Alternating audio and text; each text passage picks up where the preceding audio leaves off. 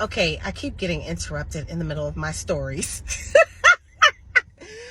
Okay, so I was talking about the energy in the house, right? Okay, so, and we're talking about why it's important to clean your house if you want to have a new mate or whatever. But even if you want to sell your house, because this is not the first house cleaning I did because this person wanted to sell their house, right? Okay, so I was telling you about this lady whose house, you know, I walked through the house. There were several spirits in the house. We were able to release one or two of the spirits. One of the spirits, we had to make a deal. And then there was this room where the energy, half the energy from the ceiling to midway was clear. And then the bottom half of the room, the energy was horrific. Then there was this art room. So I told her, with all this art, there's too much energy coming from all the art. So you're going to have to take it out. I said, take the art and put it in the shed with the spirit that's going to be in the shed. And I said, because when the people walk through here, they're going to feel all this energy coming at them, and they're going to feel like schizophrenia because it's too many different emotions. They're going to walk through this room and be like, you know, they're going to feel like, what the hell did I just walk into?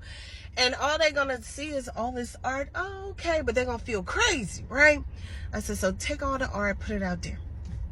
Then we, you know, but those are the most interesting parts of her home. Then I gave her some other things to do with her home. And then I did the healing work on her. And then I said, okay, so then we got to talk. So she said, you know, my ex-husband was in a wheelchair, and he was very mean. He was the meanest, nastiest man.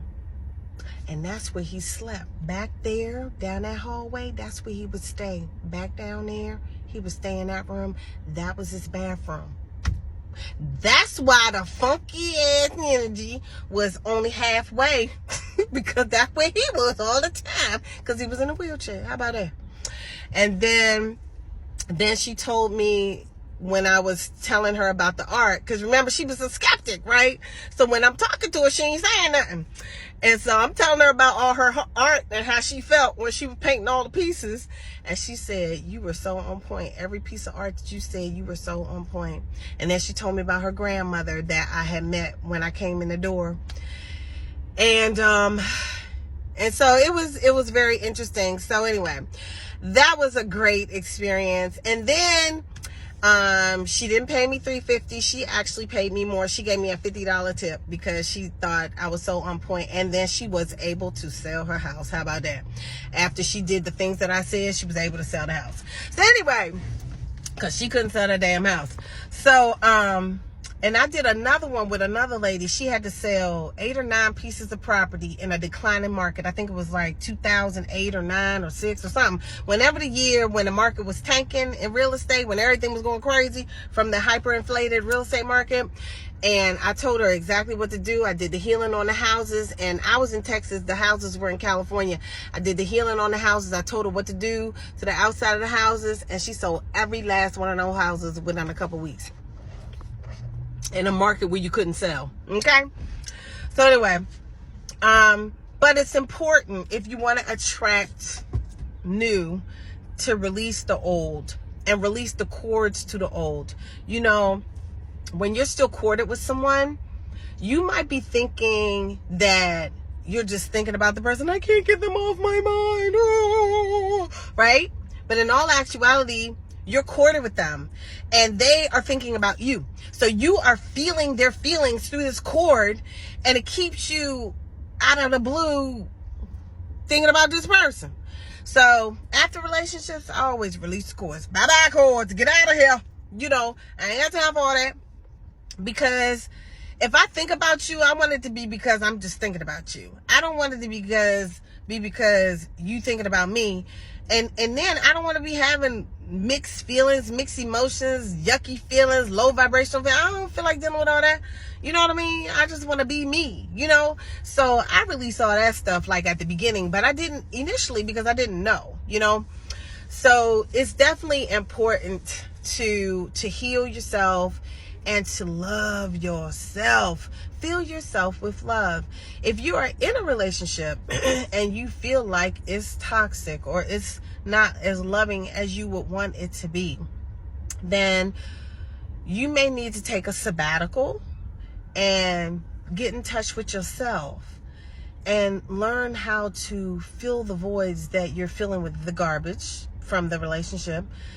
Heal those spaces, take the yuck out, release the cords, heal all the voids, and then if you decide to re-engage in that relationship afterwards, you're re-engaging with your eyes wide open, and you might make different decisions. You may make different choices. You may see more clearly or quickly that, you know what, I don't want to do this anymore. And it might be easier to let it go.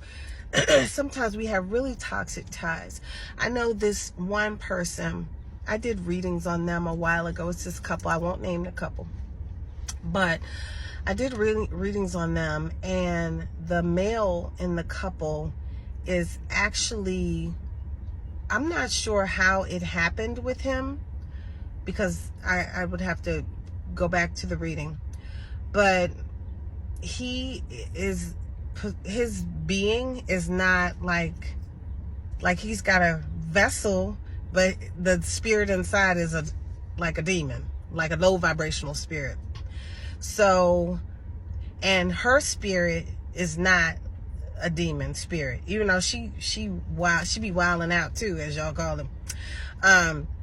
But he definitely has a demon inside of his body. Like, you could be like, somehow you could not have a soul or something, and then a demon come in and take over your body. Well, that's what's up with that boy. But I'm sure she don't know, even though she says that sometimes. He act like a demon. I'd be like, that's because he is. But anyway. So you just got to be careful. You got to be careful of what you're doing. And once you heal yourself, you're going to see so clearly, and you're not going to dismiss the bullshit again. All right, y'all. I'm tired of talking about this love stuff. I will see y'all whenever I see you. All right. Peace.